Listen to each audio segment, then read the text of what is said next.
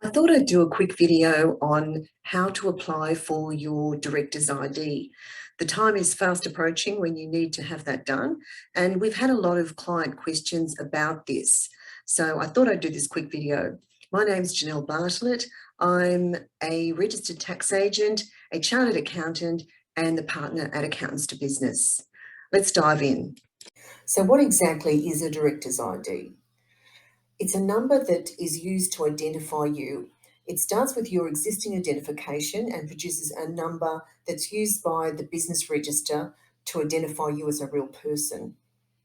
It's a system that's been implemented to stop money laundering and fraud that has sometimes happened via the registration of new companies. Now, there is some existing help online through the ABR to help you get started with your director's ID. However, I thought that the actual screenshots of the process might be helpful. So I've taken some screenshots as I've made application for my ID. Of course, I have blocked out any personal information so that my ID is nice and secure, but you'll be able to see the screenshots from this process.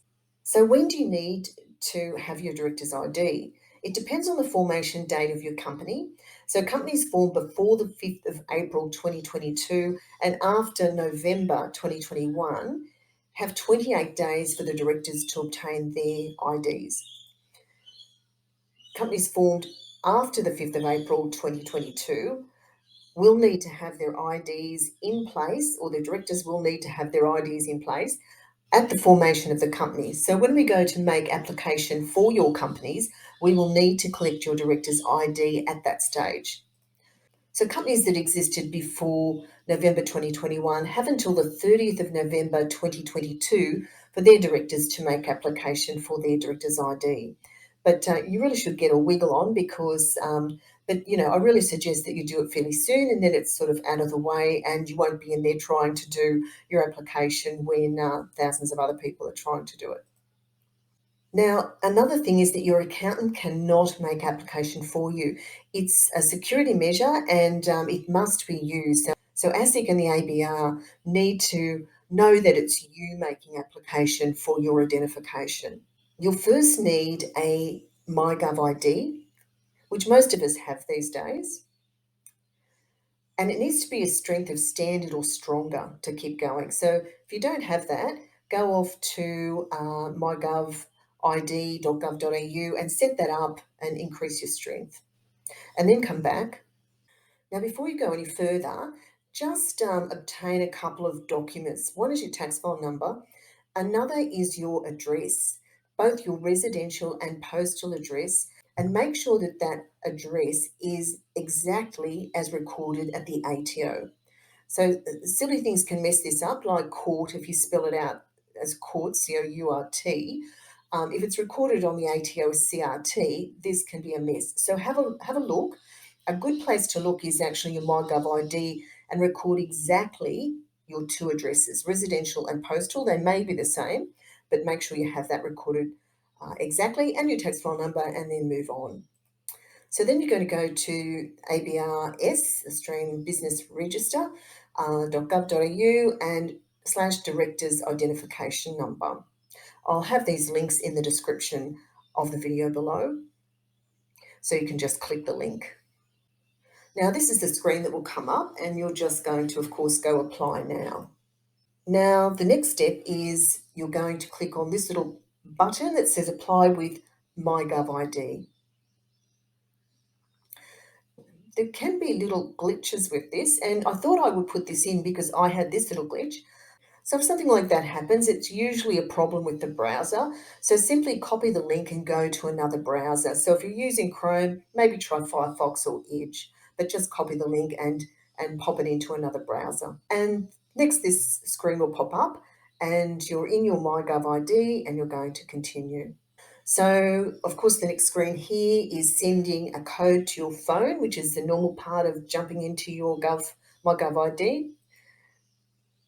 And then on your phone, the code pops up. It'll be the same code and you accept.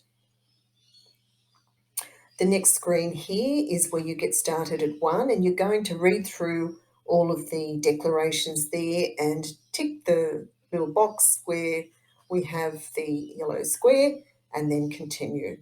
The next section records your details and it's going to ask you for your address. So your address and tax file number, and it's very important that you record that exactly as it appears in the ATO record for yourself.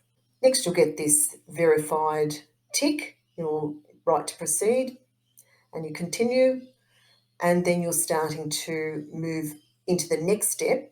It's important that you read through all of these application requirements. There is one that's quite important, and it's to do with being a bankrupt. So if you're a bankrupt, you won't be able to apply for a director's ID.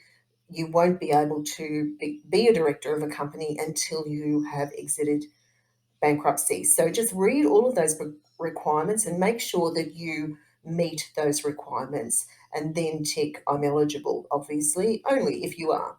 The next one here talks about your age and you're an individual, and again that you're not a disqualified person, and you acknowledge that if that's correct again, and then next. Now you're going to put your personal details in, your date of birth and your place of birth. Down further, your given names, and if you've ever been known by another name. So most of us ladies are going to, some of us ladies are going to need to tick yes, we have been known by another name, and then we go through and put our maiden names in, or any other name that we may have been known by. Your place of birth is the next thing, and again that needs to obviously match your ATO record. Your residential address and your postal address, and this is where it's very important that there is an exact match with the ATO record. The postal address, if it's different, you can just say the same if it is, and all your numbers, your phone numbers and your email address.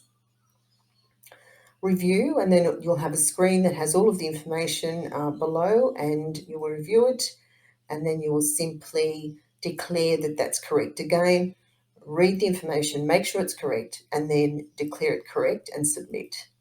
So there it is. You've applied for your director's ID and you have your number there. So I've obviously blocked mine out, but in that red box, you would have your director's ID number. Now, the next step is obviously to print it and record it, because they're not going to send it to you by mail. They're not going to send it to you at all.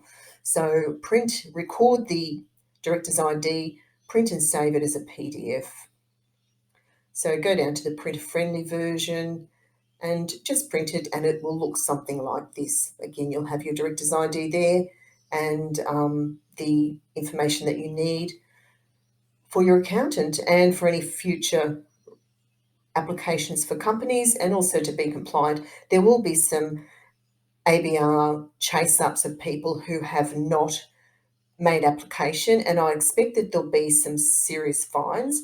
The problem with ASIC is that there's no commissioner's discretion with regard to fines, and anyone that's been late with a document to ASIC will know that there's nothing that you can do to stop a fine from ASIC.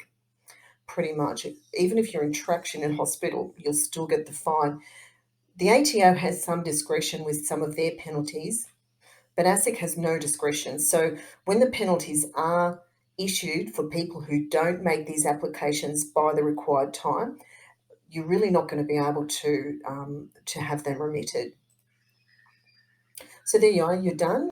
I hope you found that helpful. If you did, please subscribe to my YouTube channel or my podcast, or check out our blog. The links to these are in the description. Thank you.